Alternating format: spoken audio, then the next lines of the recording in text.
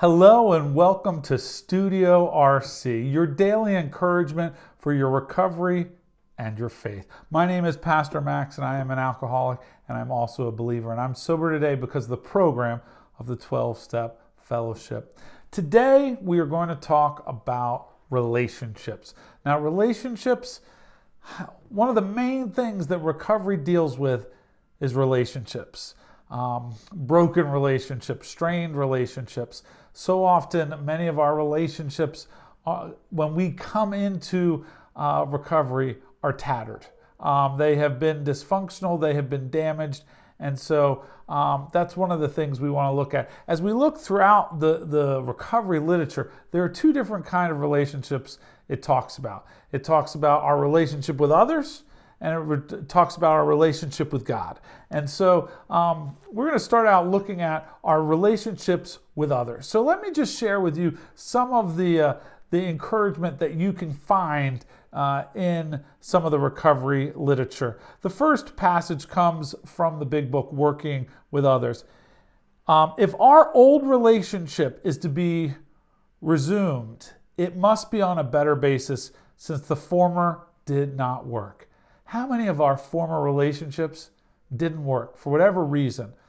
And a lot of times there was a lot of blame, at least on this side. Now, you could have two unhealthy people together, and so both sides of the street may be not clean, but we want to clean our side of the street.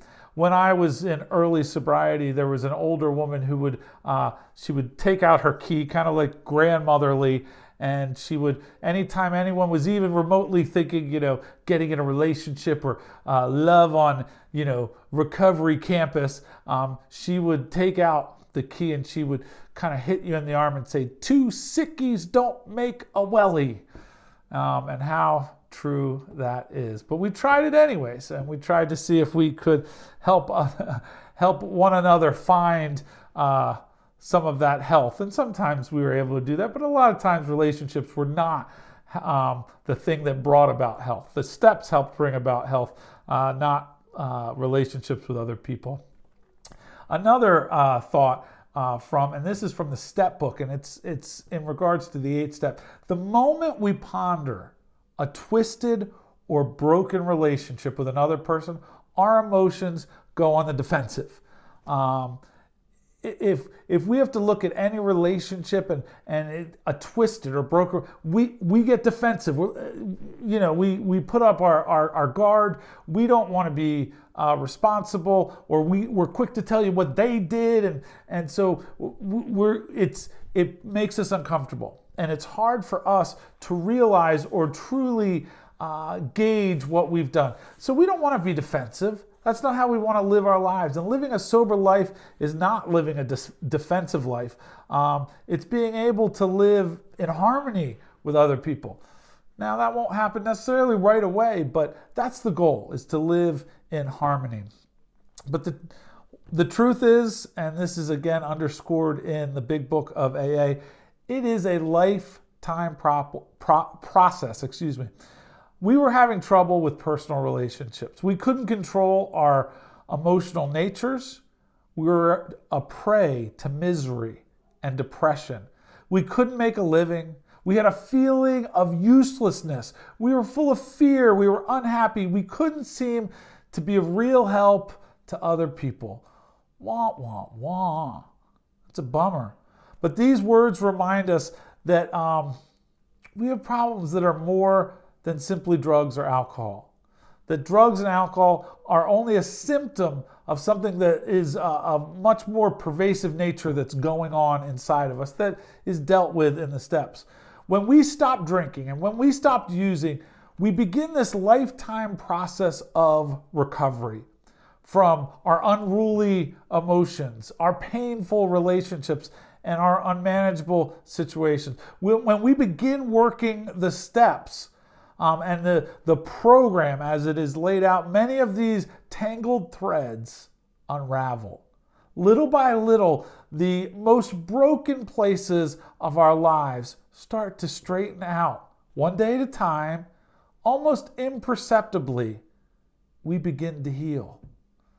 Like a thermostat being turned down, our fears diminish.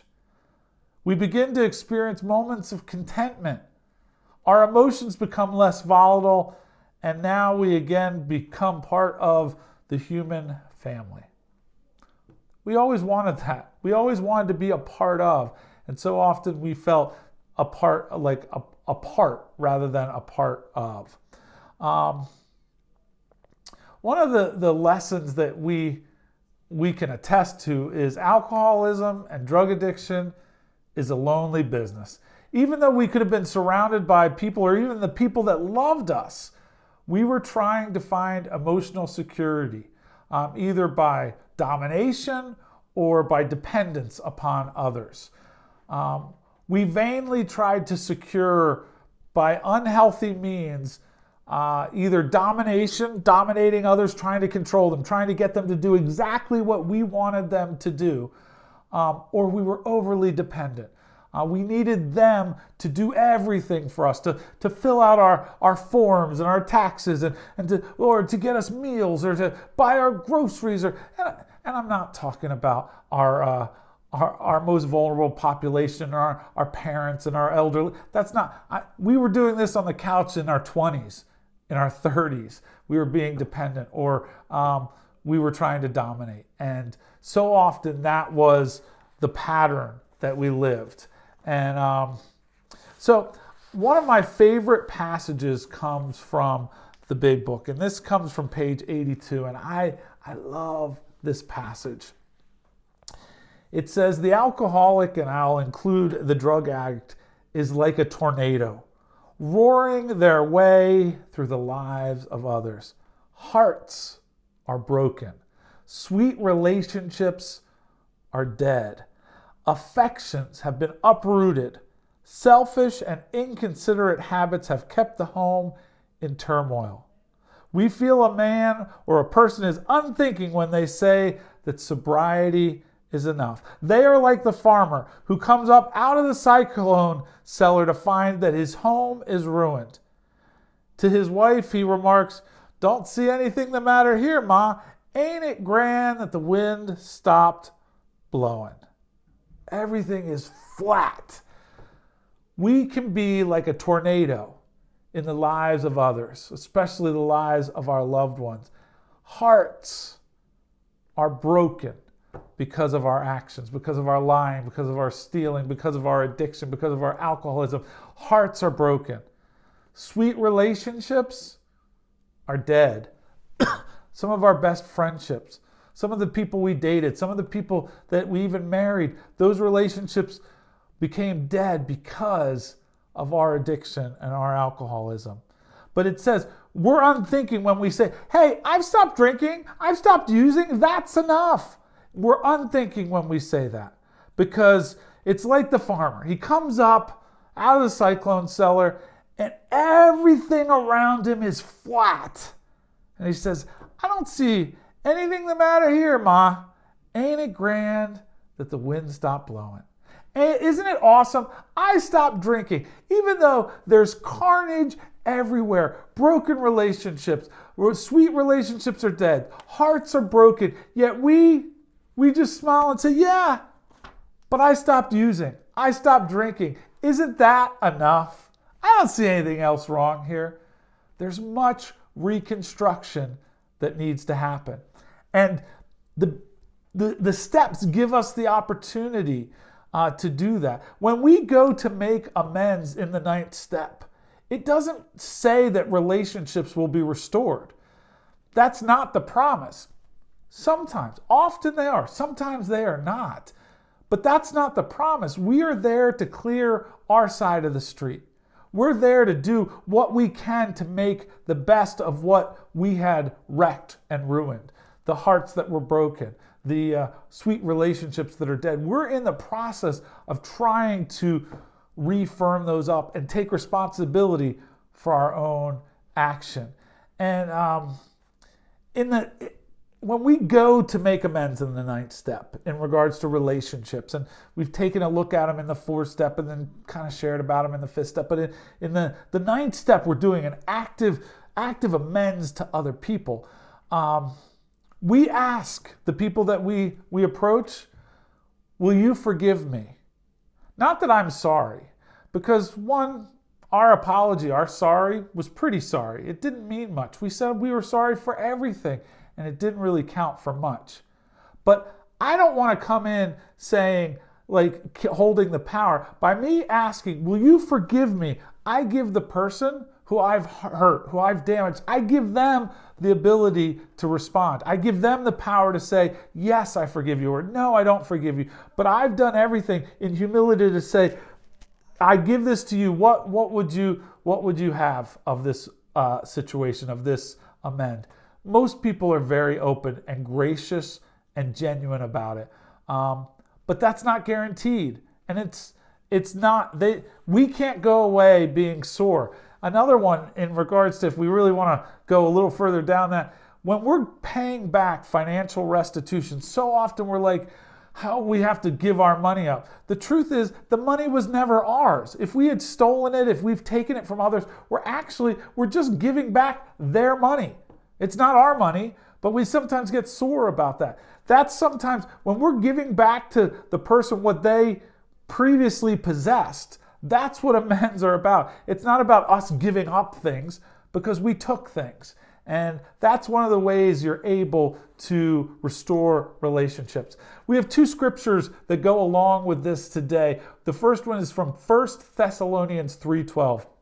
May the Lord make your love increase and overflow for each other and for everyone else, just as ours does for you. We want our love to increase for one another in an active way, in a service way. Our love increases for others. And then from Philippians 2, verses 3 through 4, do nothing out of selfish ambition.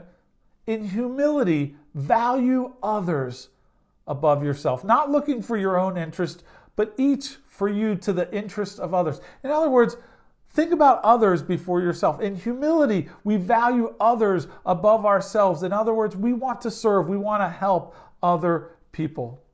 It says in the concluding page of 164 in A Vision for You, we realize we know only a little, but God will constantly disclose more to you and to us. Ask Him in your morning meditation what you can do each day for the person who is still sick. The answers will come if your own house is in order. But obviously you cannot transmit something you haven't got. See to it that your relationship with Him, and this time your relationship with God, is right. And great events will come to pass for you and countless others. That's how we love others. As great events come to pass for the people in our lives, as we think others above ourselves.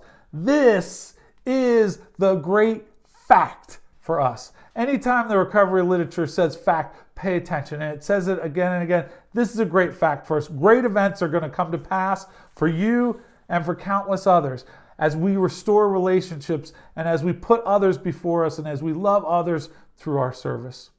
Thank you so much for coming to Studio RC. May it be a blessing to you. And remember, Recovery Church, we have 12 steps, but one goal. God bless, and we'll see you next time.